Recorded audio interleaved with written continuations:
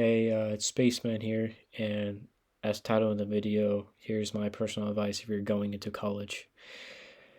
Um, so I'm a freshman, and at the time of this video, it's spring semester. About early to mid semester currently right now. I'm an engineering major, a mechanical engineering major in my school, and my advice is things about that maybe most kids won't know about when entering college because I didn't know and nobody told me. Um, So the most important things I'll talk about is obviously before you go into a college and before you make a decision is, whether you're deciding to live on campus, play a sport, or commute. In my case, I commuted. I in My commute is 45 minutes, so 45 minutes there, 45 minutes back. Which I will talk about later how that's a bigger problem than most people think it is. Um, my biggest piece of advice of picking a college is talking to kids who already attend to the college. Even like, don't think you're weird. Okay, literally reach out to some. You can reach out to some random guys. Let's say you want to go to a school to play football and you don't know much about the school. Literally look up their roster because you're going to play football. Pick a person, look them up on Instagram, hit them up. Hey, what do you think about the school? What do you think about your classes? What do you think about this, that? It's not weird when you're put in that situation, okay? The guy might be like, who the hell is this guy? But it's very important for you to pick the right school. All right. And I wish I knew that better, that picking the right school is a lot more important than people think it is. Here's why I say that. So again, I commute an hour, 45 minutes, so hour and a half out of my day. I worked uh, two jobs in the fall. So out of that, it's an extreme, like most of my time, like 85% of my time. And for my fall semester, I don't know if it's like this at other schools because in my spring semester, I was able to pick my professors.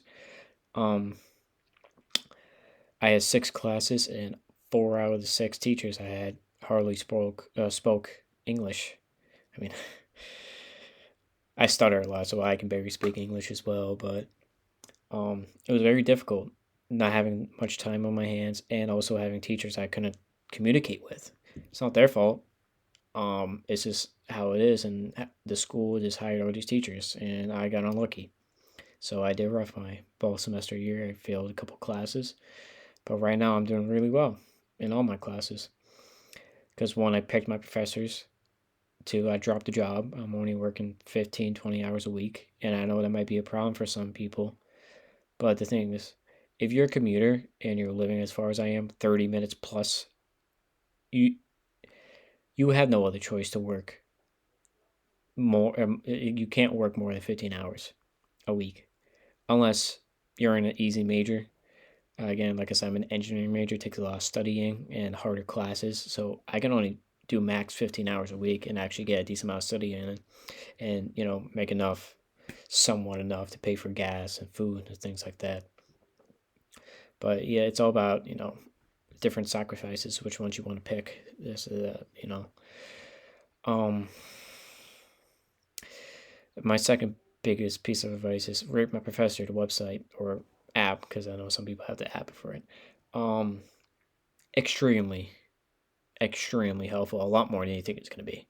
You might be like, oh, some kids just might be angry because they did bad in class, which is true. Sometimes it's very easy to point that out. But my professor is probably the most accurate thing I've come across as a college student so far. And you have to take into consideration of what they're writing in the reports of why it's a bad grade or why it's a good grade, um, or the time, like has it been recently made? There has a review been recent. For example, I got five classes this semester, and I picked all my professors, and like I said, it's going good. I got good grades right now, and obviously, of course, working less, and I'm still a commuter. Um, I've been studying a lot more, things like that. But I got one professor who I do not think is great. And because I made the mistake of not checking rate my professor before I picked her, I only picked her because she could speak fluent English. And I thought that'd be good for me. obviously, of course. So what I'm getting at is that she's not a very good teacher and she's extremely rude. And I looked on Rate My Professor just because I was curious after only a couple weeks into the semester. And she's an average rating of 1 out of 5. And most of those ratings are from the semester before, so fall semester, 3.5, 4 months ago by now. Extremely recent, right? And it applies, right? You have to take that into consideration when picking your professors, because professors, for your personal success in the class, I'd say is about 40% of importance. Because in college, I learned in my experience, especially as an engineering major, most of the time you're going to be self studying. And I'll also give some tips on my personal preference and how I study and what's best for me. Um, yeah, good stuff, man. Anyways, some social things I have some tips about. If you're a more introverted person like me and you decide to commute for the money, you have to accept the fact that you're not going to get much social interaction at all, basically. Especially if you're like an introverted person like me, it's extremely difficult. Okay, you go to class, everyone's miserable. Like say the teacher sucks, or it gets quiz coming up. Go to the cafeteria, the food court. It's you just don't know anybody because you don't live there and you don't really talk to anybody. You just focus on your studies. Say, you're struggling in a class, so you can't talk to anybody. You gotta focus, right? So if you're a person like me, you have to take that into consideration. And obviously, that's why I do support dorm life. Especially if you're playing sport. Obviously, of course, I know schools offer, hey, you could play a sport and not live on campus. That's not really true. Okay, it's almost impossible. You have to live on campus to play a sport, basically, unless it's like the frisbee club. Then no, you don't. But if you're playing football, baseball, field hockey, soccer, basketball, you have to live on campus. Okay. So like I said, I'm trying to play football next the upcoming season for my sophomore fall semester, and so I'm planning to move in. And I'm willing to take on the debt just a chance just to make the team. I know I'm probably not gonna play, but just to be on the team would be amazing. Maybe make me a lot more happy. Um,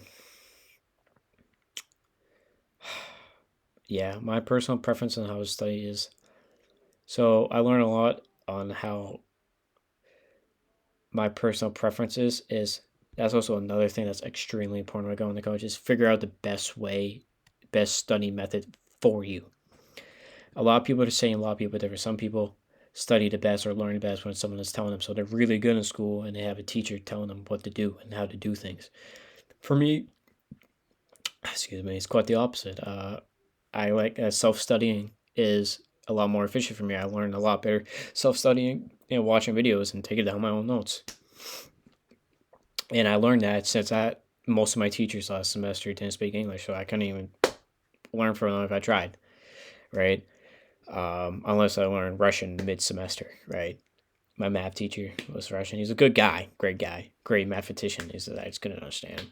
Anyways, that's extremely important, and that's one of the things you need to figure out before you go to college or within the first couple of weeks of going into college, because you could be stuck in a bad situation or already be behind on a grade, and you're studying and you just can't remember anything.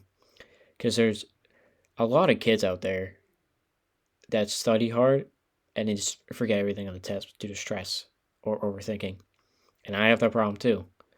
So figuring out the best study method for yourself is extremely important to actually do good in your classes.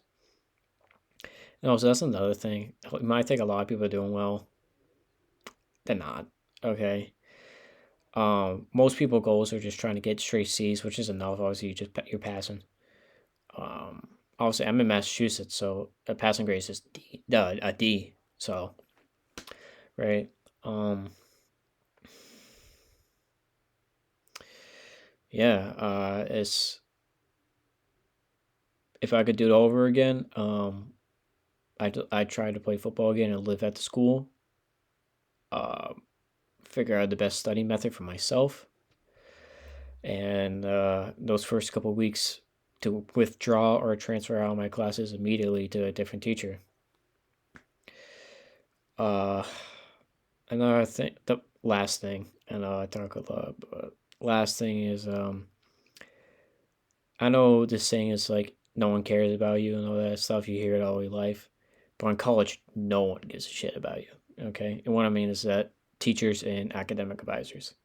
Okay, you have to go in first day of college or first meeting with your academic advisor, expecting them to not actually give a shit about you.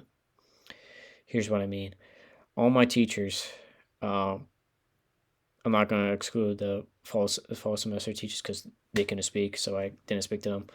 Um, you can go up to them, ask questions about the quiz, say, hey, what's the topics going to be on the quiz about so I can study correctly, or what's this to that, or why is this assignment this way? Why is it formatted this way? Why is my answer wrong in this way? And it'd be like, yeah, check your email, bud, or figure it out, or things like that, and they just don't give a shit about you, man, because they know that you're paying tuition, it's paying their salary, and I'm not saying they're all bad teachers out there. There are some good teachers. It's just in my personal experience, most of them have been bad, and most of them have not given a shit, and most of them are not helpful at all. Same thing with my academic advisor. So, like I said, I failed a couple classes in my fall, but I'm doing really good in the spring right now. And she mixed up a couple of my classes for the spring, and I went up to a meeting to her saying, "Hey, are these classes okay?" Because she sent me an email for which classes to take. She asked me, "Why are you taking this class?" I was like, "Because you told me to," right? And she goes, "Why are you arguing with me? I didn't tell you to do that." Which basically means she really didn't give a shit about me. She really wasn't paying attention and care for my success. So you have to expect that going into college, right? Uh, Tutoring, extremely important. Okay, unless you're naturally gifted, I think you should always do tutoring at least like twice a week if you have the time, of course. When tutoring, I mean tutoring with students, not teachers, students. Whether it's post grad students, seniors, juniors, sophomores, freshmen, because any grade could be a tutor. Um, just don't think you're stupid or less of a student if you go to tutoring, even if you don't need it. Um, because when you do tutoring with students, they've been in the same exact shoes as you and they've been in the same exact scenarios as you. And there, I find it that they explain things a lot better and a lot simpler than teachers do. We've been teaching the same subject for 30 years and expect you to figure it out in 2 days, right? So, in summary, tutoring, rate my professor, website, consider um, commuting time and how much you work a week if you have a job or multiple jobs. 3, dorm life is good if it fits your scenario and you're struggling in school and things like that. Thanks. I know I kind of go on a rant, but I don't know.